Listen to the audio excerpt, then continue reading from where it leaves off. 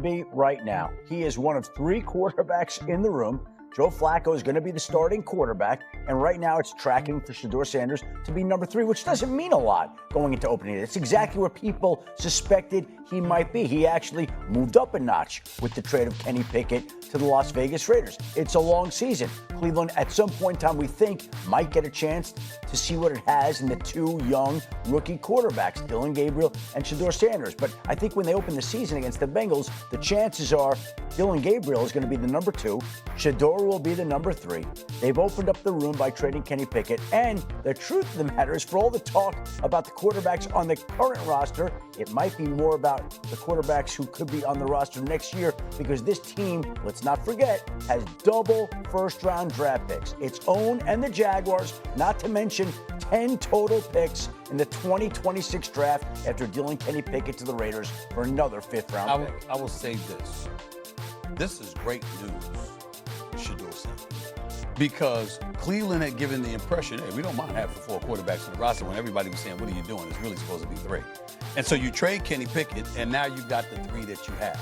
So immediately, in the immediate aftermath of that putrid performance this past weekend, Shedeur Sanders they basically said, hey, you're on this roster. We believe in you. We're going to continue to develop you. We have faith in you, et cetera, et cetera. So that shows you're not giving up on this kid by 1 second.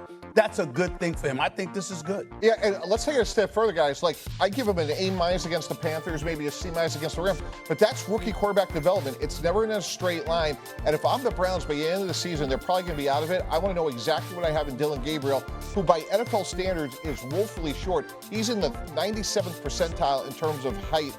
So to me, like, that's going to be hard for him to have sustainability.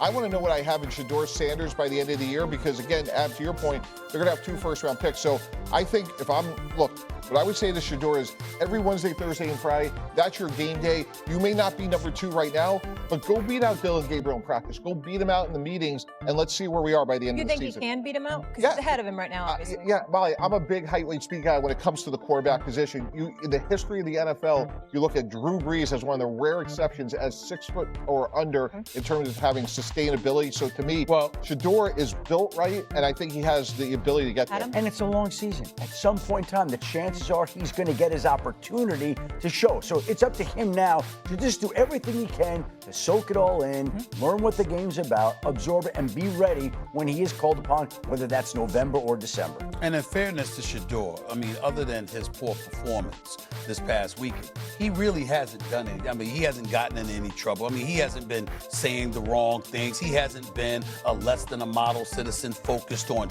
being the best that he can be. He hasn't done anything. So I think that when we look at it, he's going in there, he's working hard, he's trying to improve every day. He's saying all the right things, trying to elevate his level of play. And remember, up until this past weekend, we did think there was a legitimate argument that he should have been higher on the depth chart than Dillon Gabriel, because he performed better against Carolina than Dillon Gabriel had performed in the preseason game against the Eagles. It's just that obviously he nosedived over this last weekend, so the tenor of the conversation changed. We got to go. Flacco will be the 20th different quarterback to start week 1 for the Browns. Yesterday, Kenny Pickett was traded to the Raiders.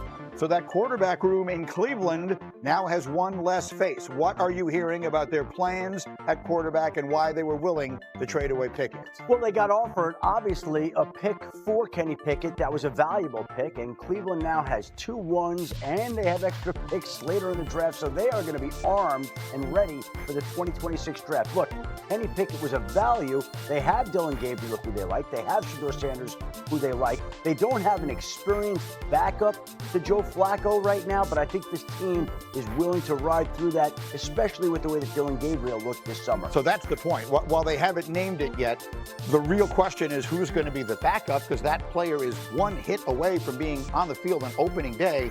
It's going to be Gabriel. Yeah, who played very well this preseason in fairness screening, but as Hembo just reminded me, he's in 3rd percentile in height.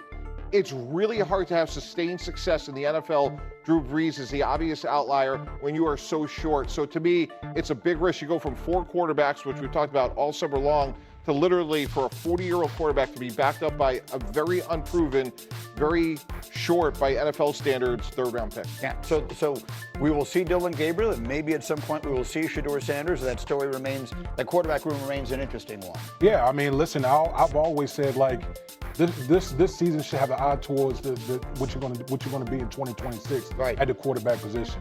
You're going to keep both of the rookie quarterbacks. Yeah, exactly, and maybe both of them get the chance to play. Mike T, yours is the next burning question. Joe Mixon will miss the first 4 weeks of the season with a foot injury, as was forecast by Shefty yesterday. Tell us again, the wide-open AFC South. Which team do you like? The Tennessee Titans. Look, the Texans will have 4, maybe 5 new stars on the offense. Joe Mixon's out.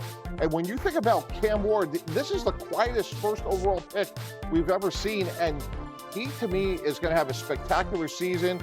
Tyler Lockett, Calvin Ridley, really solid offensive line. They have Tony Pollard. I think this is a team that could compete and win the division this year, Greeny. Don't be shocked if Tennessee is a lot better than most of the forecasts. Speaking of forecasting, according to ESPN Sportsbook, the Pittsburgh Steelers win total for this season is just 8.5. This for a team that's coming off back-to-back 10-win seasons. They've, of course, also lost 6 straight playoff games. As you probably would have guessed, Aaron Rodgers says he doesn't care about what Vegas thinks at all. I don't worry about what anybody's saying, what Vegas has a win total at, or any of that nonsense. Every team every year has periods of adversity that they have to overcome and battle and kind of go through it like the bison running toward the storm. You gotta kind of run to it and embrace it. And if we can do that, then we're going to have a chance to be in the mix. So again, that's why I said, as only Rodgers can. Like only he could say all of that when asked about Vegas's preseason win total projection. That said, it's 8.5, D-Wood. We go over or we go under? I'm taking the over on it. Listen, we're talking about Mike Tomlin and the Pittsburgh Steelers. Like, they sleep their way into, 9, 10 wins. Yeah. And that's without, Aaron Rodgers at quarterback. Listen, I get he's 41. And that's a big question mark. Can he play the whole slate of games? But this is the best quarterback situation the Pittsburgh Steelers have had since Big Ben has been there. And the biggest question, honestly, is the offensive line. The offensive line, if they play well and they play to their strength and protect Aaron Rodgers, come on, I'm taking over. Greeny, the NFL was created on September 17, 1920, roughly 105 years ago. In 105 years, there's been 2 quarterbacks, 42 or older, start a playoff game. I'm going to take 105 years and take the under. So you're going under on Rodgers, at least as far as the playoffs are concerned. Shefty, what are you hearing out of Pittsburgh, the early returns? Listen, I think they are excited. They felt like this was a position they had to solidify. This is a team I think that still has some questions going into the season. I know we talked about Trey Hendrickson and Terry McLaurin. A topic we haven't talked about that's not settled yet is Cam Hayward, the defensive tackle who has talked about retiring if he doesn't get a raise. And they have been unwilling to figure out that situation. So I know we have all these situations that have percolated across the league that have begun to be solved. But Mike is out there, and the topic that hasn't gotten a lot of attention so far is Cam Hayward, who hasn't participated in team drills in practice, with the Steelers getting ready to open their season against your Jets, the 3 of you guys. That's correct, all 3 of us. They're playing against the 3 of us and the rest of the Jets a week from Sunday at 1 o'clock Eastern. And by the way, just so you get a chance to hear it, I've said it a million times, no one says words better than Mike Tomlin does. He had these to say yesterday about his confidence heading